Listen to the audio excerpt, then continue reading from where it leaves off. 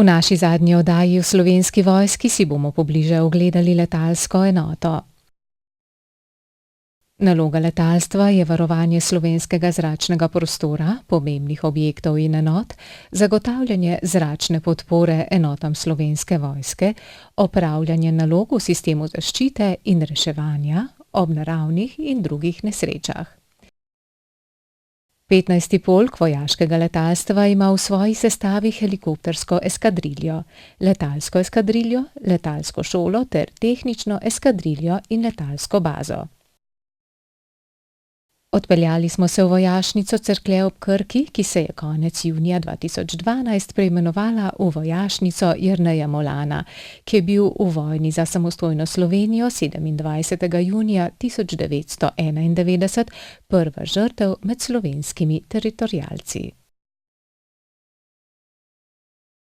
To pomeni, da mi tukaj z raketnim sistemom Roland trenutno izvajamo prikaz delovanja zaščite letališča z sistemom zračne obrambe.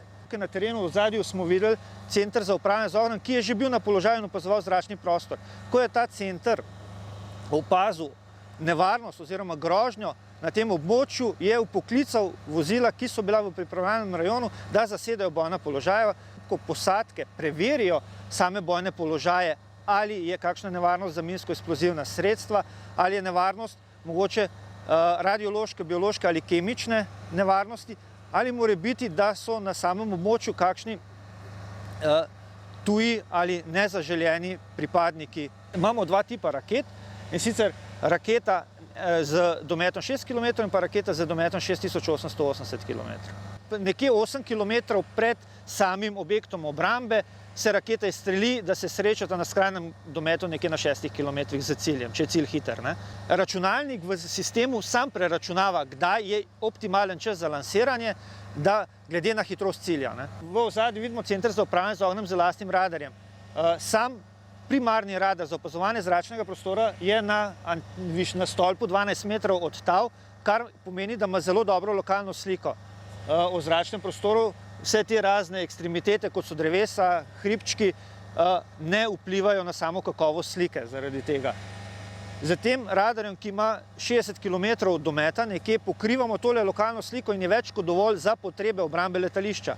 Druga lastnost tega radarja je, da ima tudi sekundarni radar, ki ga vidimo nad anteno primarnega radarja, ki pa ima lastnost, da preverja zrakoplove oziroma helikopterje, letala in podobne po lastnosti prijatelja ali tudi z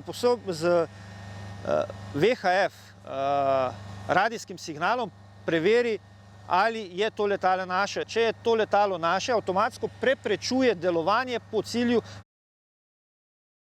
Slovensko vojaško letalstvo ima v voznem parku poslovno letalo Falcon 2000X, eno tovorno letalo Let L410, Turbulent in dve tovorni letali Pilatus PC-6, 8 šolskih letal z linzo 242L in dve šolski letali z linzo 143L, 9 šolskih bojnih letal Pilatus PC-9M, hudournik, brezpilotno bojno letalo C-Astral Bramor, 8 helikopterjev Bell 420 in 4 eurokopterje AS-532 Kaugar.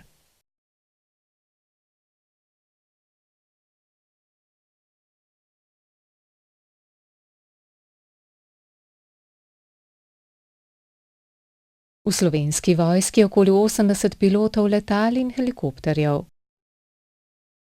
Večnamenski transportni helikopter Bell 412 ima dva motorja s 1800 konji, torej skupno 3600 konjev.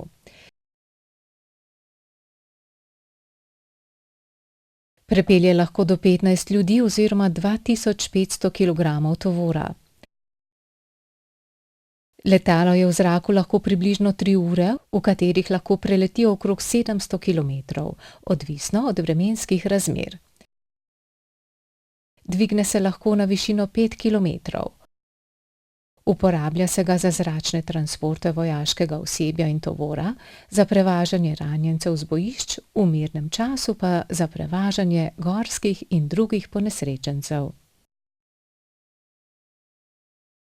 Teden dni nazaj sem dežural za helikoptersko nujno medicinsko pomoč in smo imeli 6-7 prevozov smo izvedli. Bili so večino medbolnišnični prevozi, 2 sta bile pa tudi nesreče, ki so dogodile in smo jih potem iz kraja dogodka oziroma nesreče pripeljali v bolnišnico v Ljubljano. Francoski Kaugar A532 je največje in najbolj zmogljivo zračno plovilo Slovenske vojske z izjemo oborožitve. Leti lahko v vseh vremenskih razmerah. Ima 2 motorja, en motor ima 1800 konjev. Povprečno porabi 450 litrov goriva na uro. V mirnem ozračju ima dolet okrog 800 kilometrov. Helikopter ima 5 tankov za gorivo in lahko leti približno 3 ure.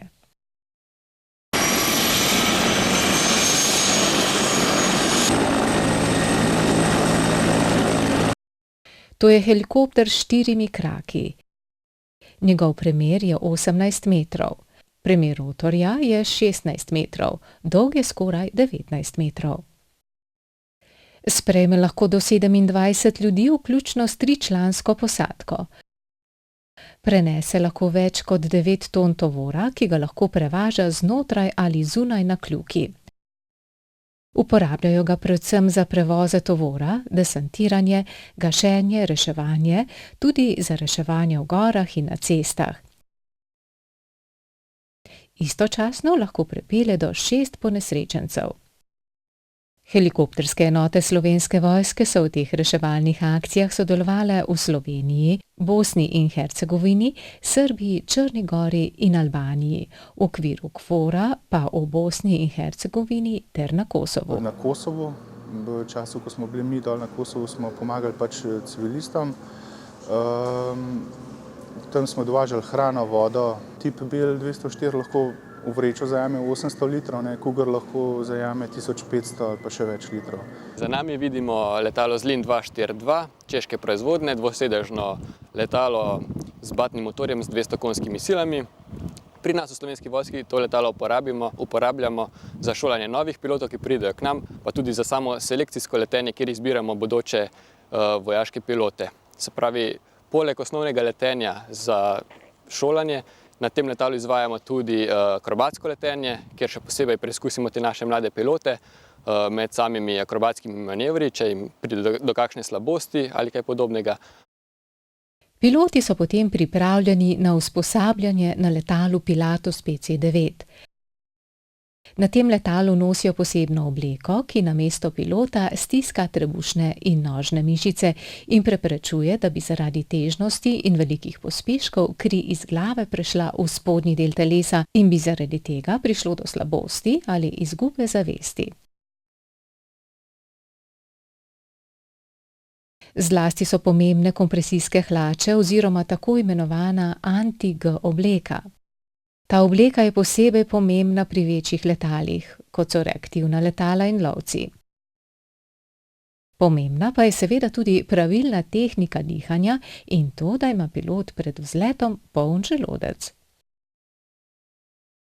Za razliko od Zlina in vseh ostalih letal, katerih imamo, imajo ta letala podkrilne nosilce, na katerih se lahko obešajo raznovrstne vrste orožja, mitraljezi, bombe ali rakete. Lahko tudi možnost, da se obesijo gori tudi rezervoarji, kateri omogočajo daljši dolet letala. Letališka meteorološka postaja je namenjena zaščiti letalskega prometa. Tu predvsem merimo določene parametre, kot so veter, vidljivost, potem opazujemo oblake, med drugim tudi temperaturo in pa zračni tlak. Ti podatki se izmenjujejo na svetovni ravni, pošiljajo se v meteorološke centre za izmenjavo podatkov in potem se te podatki uporabijo za izračunavanje prognostičnih modelov.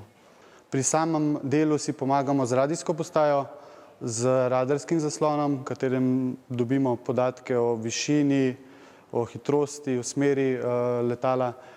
Pol tukaj na sredini imamo zaslon, ki nam podaja informacijo o vremenu, trenutni veter, zračni pritisk, temperaturo, višino slojev oblakov, vidljivo samo. Na tretjem ekranu pa vidimo sam sistem, v katerem so vneseni vsi plani leta. V tem sistemu je vneseno, iz katerega letališča letalo poleta, ki pristaja, in njegovo pot od točke do točke. V samem sistemu je tudi zabeleženo, kdaj letalo poleti, da bo pristalo, da je predviden pristanek, in hkrati se tudi določi njegova koda, ki pol se na samem radarskem zaslonu izpiše v bistvu njegovo ime. V samem sistemu je tudi so zabeleženi tudi podatki o samem tipu letala, hitrosti, številu potnikov in ostali podatki. V tehnični enoti je čez 100 visoko usposobljenih tehnikov in inženirjev, ki skrbijo, da vsi vojaški zrakoplovi delujejo brezhibno. Ločimo 3 stopnje vzdrževanja. Prva stopnja, to je nekako linijsko vzdrževanje, ki ga po večini izvajajo operativne enote, torej enote, ki letijo. Prva stopnja je priprava zrakoplova na letenje in manjši servisni, se pravi, posegi. V drugi stopnji lahko, recimo, če ostanemo pri radijski postaji, lahko zamenjamo posamezne kartice znotraj, se pravi, radijske postaje. Tretja stopnja so pa že obnovitveni servisni pregledi in to se po večini vršijo pri proizvajalcu, oni pa popravijo recimo te kartice, ki jih mi zamenjamo. Najkrajši pregled v tej enoti traja recimo 2 tedna. To je recimo osnovni neki pregled, 150-urni po zrakoplovu, do tega, da trajajo po 3 ali 4 mesece, zavisi od obsega. Recimo 5-letni pregled na helikopteru 412 je eden od najobsežnejših pregledov, praktično komplet helikopter je razšraufan do nerazpoznavnosti.